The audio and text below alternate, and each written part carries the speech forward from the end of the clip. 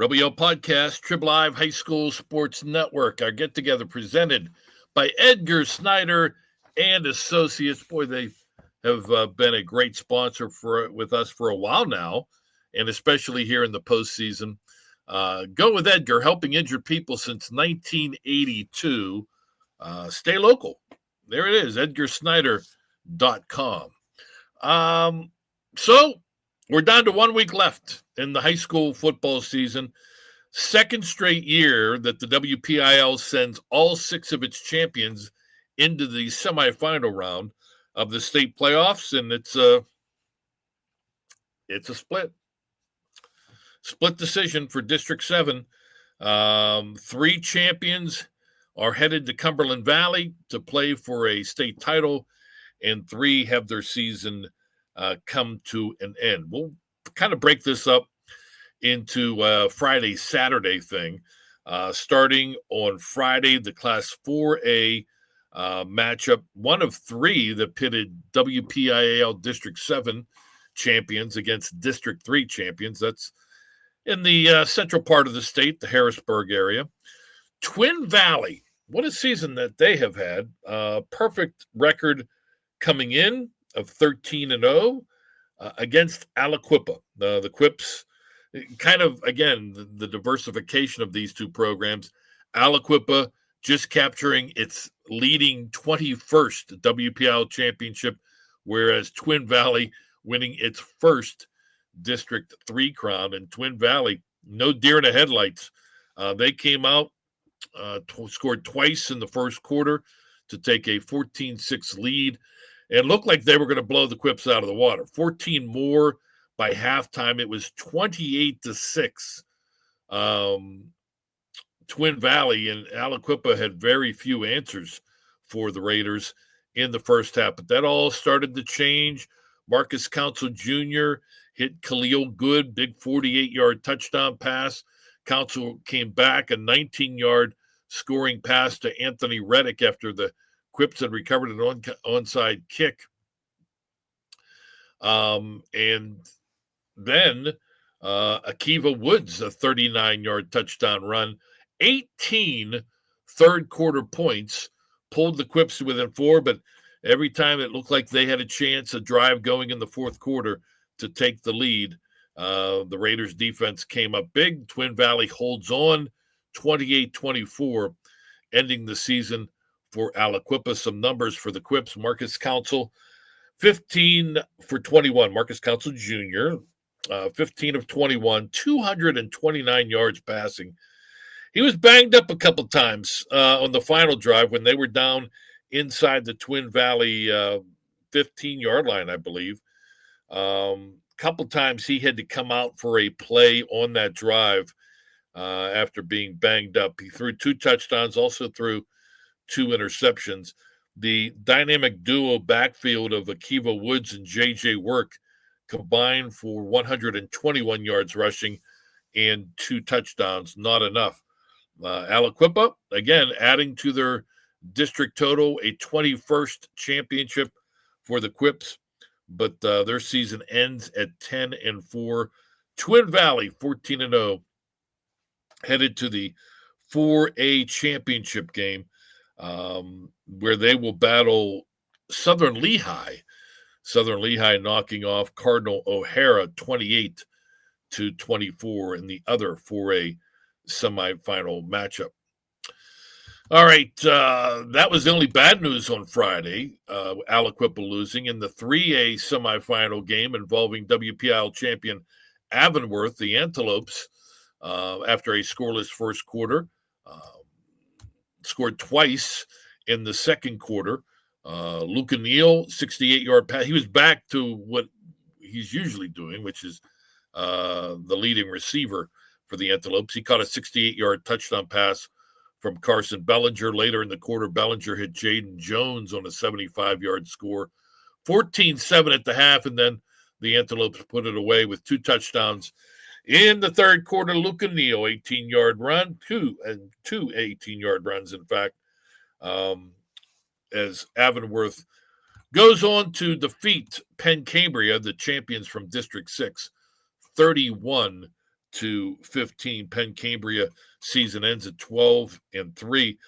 Avonworth at 14-0, going back to the championship game, the 3A state title game, to face a familiar foe, the team that beat them last year in the state finals, Northwestern Lehigh, a winner, big winner over Camp Hill Trinity, 48-13 to punch their ticket back. So it's a rematch of last year's 3A title game, Northwestern Lehigh taking on Avonworth. Also on Friday, WPIAL Class A champion Clairton kind of struggled in the district playoffs a little bit after really dominating everybody outside of Imani Christian in the regular season. They were in a dogfight in the quarterfinals. They survived Jeanette. They were in a close battle in the first half against Bishop Canevin, pulled away from the Crusaders in the semifinals, and then that epic Class A championship game in which they led 8-6, turned the ball over. If you missed it, Wayne Wade said it was not a fake punt. It was a bad snap that they tried to make something out of it. Could not. Turned it over. Laurel gets the ball late fourth quarter, down by 2 at the Clairton 20-25 yard line, but could not take the lead. And Clairton held on for an 8-6 win over Laurel. This was back to laugher mode. Bears put this one away quickly. 22 points in the first quarter. Dion Lovelace Pompey scoring twice. Brandon Murphy returning the first of his 2 punts for a touchdown. 22-0. They scored 21 more points. Touchdowns by Dante Wright, by Terrace Wooding on a pass from Jeff Thompson III, and then Jeff Thompson scoring run. And it was Mercy Roll. Clairton rocks and rolls all over District 10 champion Greenville by a score of 57-0. Only 12-2, the final record for the Trojans of Greenville. 14-1 now, Clairton, as they go to the Class A championship, where they will see a somewhat familiar face. The third time that Clairton will take on Bishop Guilfoyle in a PIAA state championship game. They lost to the Marauders in 2014 and again in 2016. Clairton against Bishop Guilfoyle in the Class A championship game. And we'll run these down for you as far as dates and times before we wrap up this particular podcast. All right, so Clairton and Avonworth into the state finals on Friday. Aliquippa sees their season end. On Saturday afternoon, Bishop McDevitt and Peters Township. What a game this turned out to be. A slow start for the offenses early on. Bishop McDevitt scored the only touchdown of the first half, and then back and forth they started to go. The Crusaders had a two-score lead, 21-10 at halftime. Peters Township, and then it went back and forth. Peters Township scoring the only points in the third quarter to pull to within 21-18. Both teams scoring 10 points. Peters Township came down after Bishop McDevitt had scored with about 3 minutes left to take the lead. A 20-yard touchdown pass to Jonte Quick put the Crusaders up. Peters Township came down, and it looked like they were in great shape, first and goal, to take the lead. But the drive stalled. Coach Black decided to kick the field goal. They did a 24-yard field goal by Anthony Maiello, tied the game. Looked like overtime, right? A couple big plays allowed Bishop McDevitt out of Harrisburg to get down into field goal range. And then as the gun sounded, a walk-off game-winning field goal, Aiden Griella, 24-yarder. And if you're just a fan, it was a great football game to watch. If you're a Peters Township fan, obviously, it's Heartbreak City as Bishop McDevitt moves on with a victory over Peters Township in a thriller with the late field goal 31-28, the final score in favor of Bishop McDevitt. Outstanding season for Peters Township, capturing their second WPIAL championship in the last 3 years, but it ends in the semifinal round with a 13-1 record. Bishop McDevitt improves to 12-2, the District 3 champions, headed to the state championship game, where they will take on District 12 power Roman Catholic, Saturday Roman Catholic over Springfield Delco, 48-20. Also Saturday afternoon, 2A semifinal matchup between District 10 champion Farrell and WPL champion Seton LaSalle. This looked like it was going to be a blowout, much like the Twin Valley Aliquippa game. Farrell was up 24-6 at halftime. Not a whole lot going right for Seton LaSalle. But then late third quarter, early fourth quarter, the Rebels pulled to within 5 at 24-21. But unfortunately, or 24-20, I should say, Farrell scored 16 unanswered to pull away and win 40-19. Rebels, Kia Jones with a 13-yard run, Will Martin a 3-yard run, Kymar Freeman. They're the three big guns for the Rebels this season on offense, all scoring touchdowns. Numbers-wise for the Rebels, Jones threw for 84 yards, did have an interception thrown. Kymar Freeman, he's only a sophomore. That's a player to watch come next year. 28 carries, 136 yards, and a touchdown. Kia Jones ran for 45 yards and a score. They'll lose Will Martin, but both Jones and Freeman, their quarterback and running back, are back for Seton LaSalle. A lot of youngsters as well up front. So Seton will be a team to reckon with again in 2026. Their season comes to an end at 12-2. Farrell improves to 13-2, and they will take on Southern Columbia. Yes, the Tigers are back in the state championship game. Southern Columbia on Friday, waylaying Lansdale Catholic 24-7. Waylay is probably not the right word. It was a little closer than a waylay. 24-7, Southern Columbia getting the victory on Friday. So two great programs. One from the east, Southern Columbia, one from the west, Farrell, will meet in the 2A championship game.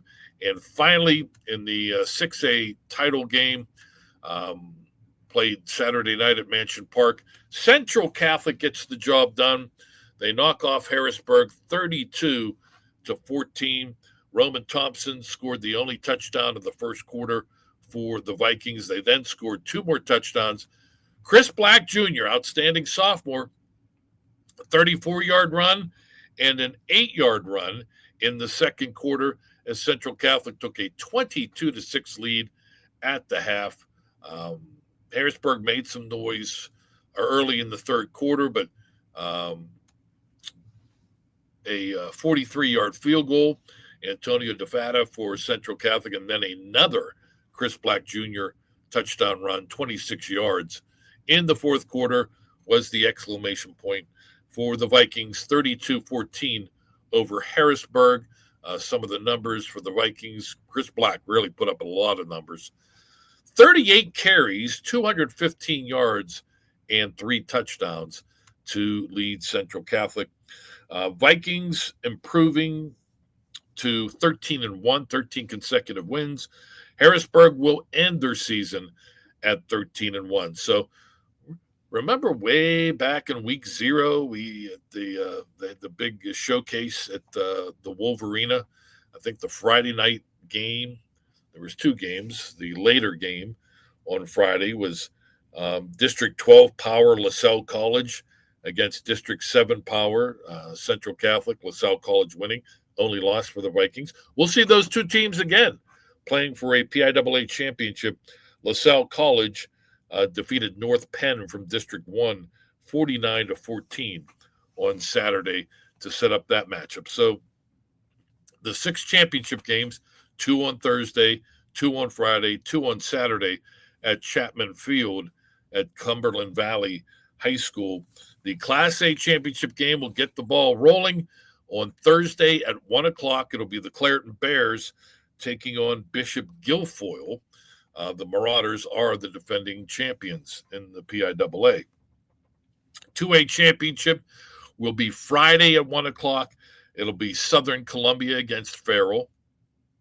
3A championship, Saturday afternoon, 1 o'clock. The Avonworth Antelopes going up against Northwestern Lehigh, rematch of the 3A title game from a year ago, won by Northwestern Lehigh. So Avonworth, big chip on their shoulder, heading to Cumberland Valley for that game Saturday afternoon at 1 o'clock. 4A championship game, Southern Lehigh taking on Twin Valley Thursday at 7 p.m. Friday at 7 p.m. is the 5A championship game that will pit Bishop McDevitt going up against Roman Catholic. And on Saturday at 7 p.m., the 6A championship game, it'll be Central Catholic against LaSalle College. So 3 WPIAL teams into the finals. Clairton in action Thursday at 1, Avonworth in action Saturday at 1, and Saturday at 7. I believe it's 7. I'm not, or 6 o'clock. I want to say 7. Well, I did say 7. But those games will be Central Catholic and LaSalle College will be the final championship game Saturday evening. We'll just call it that. And obviously, best of luck to the Bears, Antelopes, and the Vikings. All right, that'll do it. Again, we have a Player of the Week podcast and a Team of the Week podcast coming up at the start of the week. And then midweek, Wednesday, we'll get you ready for the 6 state championship games. Thanks to Chris Lackner, our producer. I'm Don Rebel. Hope you enjoyed it. Rebel Yell Podcast, Trib Live High School Sports Network.